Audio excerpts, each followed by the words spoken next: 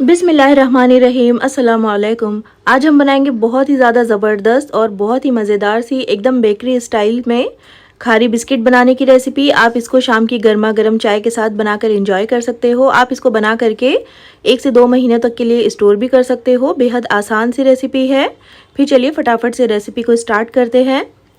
सबसे पहले यहाँ पर एक बोल में हम 1 कप की जितना मैदा ऐड करेंगे, तो मैदे को अच्छी तरह से छान कर लीजिएगा। और साथ ही इसमें हम आधा टीस्पून डालेंगे अजवाइन और इसी के साथ आधा टीस्पून इसमें नमक ऐड कर लीजिए। और डाल करके इन सारे ड्राई इंग्रेडिएंट्स को हम एक बार अच्छी तरह से मिक्स करेंगे।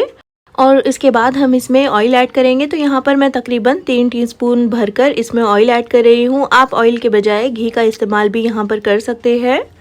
तो घी डालने से खारी बिस्किट जो है वो खस्ता बनेगी और ऑयल डालने से ये बहुत ही क्रिस्पी बनकर तैयार होगी। अब हम ऑयल को अच्छी तरह से मैदे के साथ मिक्स करेंगे, अच्छी तरह से मिलाएंगे, अच्छी तरह से रब करते हुए मिक्स करिएगा। और उसके बाद हम इसमें थोड़ा थोड़ा पानी डालेंगे और इसका एक सॉफ्ट सा डो गूंद कर तैयार करेंगे। तो यहाँ पर जो हमें डो गूंदना है वो बहुत ज़्यादा टाइट नहीं होना चाहिए, मीडियम सॉफ्ट सा इसका डो गूंद कर तैयार कर लीजिए। और पानी भी एक साथ बहुत सारा मत डालिएगा, थोड़ा थोड़ा करके पानी डालिएगा। और यहाँ पर देखिए अच्छी तरह से मैंने इसको गूंद लिया है, बहुत अच्छे से ये डो जो है वो फॉर्म हो गया है। इसके बाद हम इसको रेस्ट पर रखेंगे। तो इसके ऊपर थोड़ा सा ऑयल लगा लीजिएगा ताकि ये जो डो है ऊपर से ड्राई ना हो। इस तरह से ऑयल लगाने के बाद हम इसको कवर कर कर 10 से 15 मिनट के लिए रख देंगे एक साइड में। और जब तक डो हमारा रेस्ट हो रहा है, यहाँ पर एक बोल में हम डालेंगे 3 टेबलस्पून भरकर घी। तो यहाँ पर जो मैंने घी लिया है वो थोड़ा सा मेल्टेड फॉर्म में है। यहाँ पर आप बिल्कुल जमा हुआ घी मत लीजिएगा। और घी डालने के बाद अब हम इसमें मैदा ऐड करेंगे। तो तकरीबन 2 टीस्पून भरकर मैंने यहाँ पर मैदा लिया है। और मैदे के साथ ही यहाँ पर मैं 1 टेबलस्पून कॉर्नफ्लोर ऐड कर रही हूँ। और डाल करके इन सारी चीज़ों को हम अच्छी तरह से मिक्स करेंगे। मैदे को और कॉर्नफ्लोर को घी में अच्छी तरह से मिक्स कर लीजिए, जिससे कि इसमें बिल्कुल भी लम्स ना रहे। और अच्छी तरह से देखिए मैदे का और घी का पेस्ट बनकर तैयार हो गया है। अब हम इसको रख देंगे एक साइड में। अब हम चलते हैं हमारे डो की तरफ। तो यहाँ पर तकरीबन 15 मिनट हो गए हैं और डो हमारा काफ़ी अच्छे से सेट हो गया है। तो एक बार फिर से इसको मसल लीजिए और इसका एक बिल्कुल स्मूथ सा बॉल बना लीजिए। और डो को जब हम रेस्ट पर रखते हैं ये काफ़ी अच्छे से ढल जाता है, काफ़ी अच्छे से ये सॉफ्ट हो जाता है। अब हम क्या करेंगे कि एक रोलिंग बोर्ड पर थोड़ा सा सूखा मैदा लगा करके इस डो को हम कट करेंगे। तो इसके हमें 4 इक्वल पोर्शंस कट करने हैं, देखिए इस तरह से। और इसके हमें 4 पेड़े बनाकर तैयार करने हैं। अब एक एक पोर्शन लेकर के हम इसको इस तरह से स्मूथ बॉल बनाएंगे, देखिए इस तरह से। और चारों पेड़े हमें इसी तरह से बना करके तैयार कर लेने हैं। अब हम क्या करेंगे कि 3 पेड़ों को उठा करके हम कवर करके रख देंगे ताकि ये ड्राई ना हो। और एक पेड़ा लेकर हम इसको अब रोल करेंगे। तो थोड़ा सा सूखा मैदा लगा लीजिएगा ताकि ये बोर्ड पर चिपके नहीं। और अब हम इसको बेल लेंगे। तो इसको बिल्कुल हमें पतला सा शीट की तरह बेलना है, जिस तरह के हम चपाती बनाते हैं उससे भी बिल्कुल पतला हमें बेलना है। तो जितना पतला आप इसको बेल सकते हो उतना बेल लीजिए और इसकी शेप की बिल्कुल भी परवाह मत करिएगा। और यहाँ पर देखिए बिल्कुल अच्छे से मैंने इसको बेल लिया है और पतली सी शीट बनकर तैयार हो गई है। अब दूसरी शीट भी हम इसी तरह से तैयार कर लेंगे। और अब ये जो मैदा, कॉर्नफ्लोर और घी की हमने पेस्ट बनाकर रखी हुई थी वो हम इसके ऊपर लगाएंगे। तो थोड़ी थोड़ी करके इस शीट के ऊपर हमें अच्छी तरह से ये मैदे की पेस्ट लगानी है। तो हर तरफ अच्छी तरह से स्प्रेड करते हुए लगाइएगा।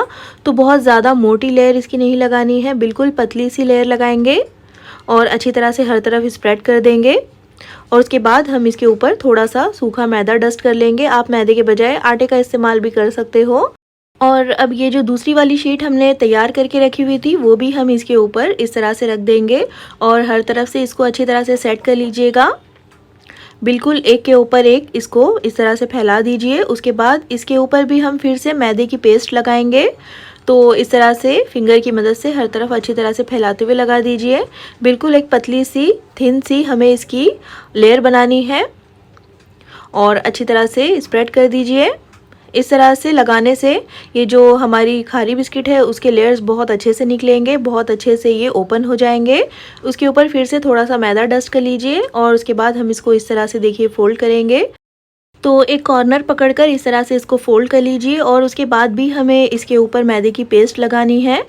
तो हर तरफ अच्छी तरह से फैलाते हुए लगा दीजिए थोड़ी थोड़ी सी मैदे की पेस्ट। इसके ऊपर फिर से थोड़ा सा मैदा स्प्रिंकल कर लीजिए और उसके बाद फिर से ये जो दूसरा वाला किनारा है इसको उठा करके हम इसके ऊपर ओवरलैप कर देंगे, देखिए इस तरह से। और इसके ऊपर भी थोड़े सी मैदे की पेस्ट और थोड़ा सा सूखा मैदा लगा दीजिए। तो हर लेयर पर हमें मैदे की पेस्ट और थोड़ा सा सूखा मैदा स्प्रिंकल करते जाना है और इसी तरह से हमारे बहुत ही ज़बरदस्त से लेयर बनकर तैयार होंगे। अब फिर से इसको इस तरह से देखिए फोल्ड कर लीजिए और उसके बाद हमारे पास देखिए स्क्वायर शेप में ये डो बनकर तैयार हो गया है। और इसके बाद हम इसको 5 मिनट के लिए रख देंगे फ्रिज में ताकि थोड़ा सा ये स्टिफ हो जाए। और 5 मिनट के लिए मैंने इसको देखिए फ्रिज में रख दिया था, थोड़ा सा ये सेट हो गया है। अब हम इसको फिर से बेलेंगे, तो बिल्कुल थोड़ा सा सूखा मैदा लगा लीजिए और इसको अब हम हल्के हाथों से बेलेंगे। तो बहुत ज़्यादा प्रेशर मत डालिएगा इसके ऊपर, वरना फिर सारे लेयर जो है वो आपस में चिपक जाएंगे। तो हल्के हाथों से इसको रोल कर लीजिए। तो मीडियम थिकनेस का हमें इसको रखना है, बहुत ज़्यादा पतला या फिर बहुत ज़्यादा मोटा इसको नहीं रखेंगे।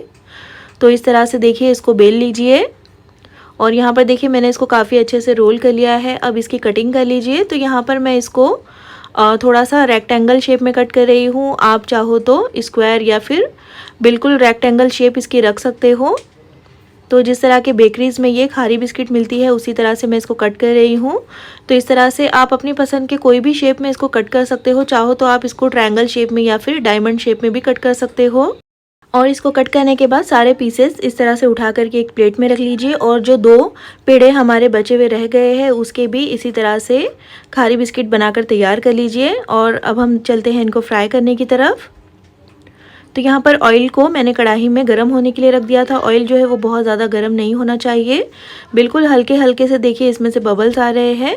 तो एक एक करके जितने कढ़ाई में आ रहे हैं उतने डाल दीजिए और बिना टच किए हुए इनको कुछ देर के लिए फ्राई होने दीजिए। देखिए अपने आप ही ये फ्राई होकर ऊपर आते जाएंगे और हल्के हल्के से ये सिकते भी जाएंगे। तो हल्की आंच पर हमें इसको बिल्कुल आराम से सिकने देना है और कुछ देर के बाद हम इनकी साइडों को चेंज करेंगे। तो देखिए जैसे ही साइड्स को मैं इनकी चेंज कर रही हूँ इनकी लेयर जो है वो ओपन होने लगी है, अच्छी तरह से ये फूलने लगे हैं। और अगर आपने इनको हाई फ्लेम पर फ्राई किया तो इसके ऊपर बहुत जल्दी से कलर आ जाएगा, अंदर से ये सिक नहीं पाएगा और इसकी लेयर्स भी अच्छी तरह से ओपन नहीं होंगे। और इसी तरह से देखिए लो फ्लेम पर इनको अलटते पलटते हुए फ्राई कर लीजिए जब तक कि अच्छा सा इन पर कलर नहीं आ जाता।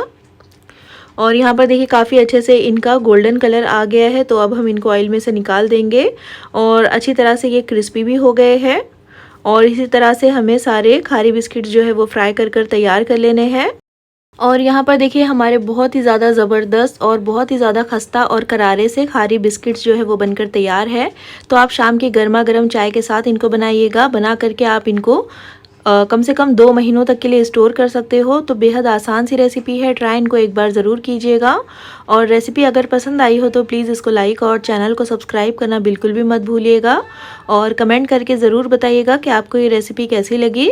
तो फिर इंशाल्लाह मिलते हैं नेक्स्ट वीडियो में एक और बहुत ही अच्छी सी रेसिपी के साथ। तब तक के लिए अल्लाह हाफिज़।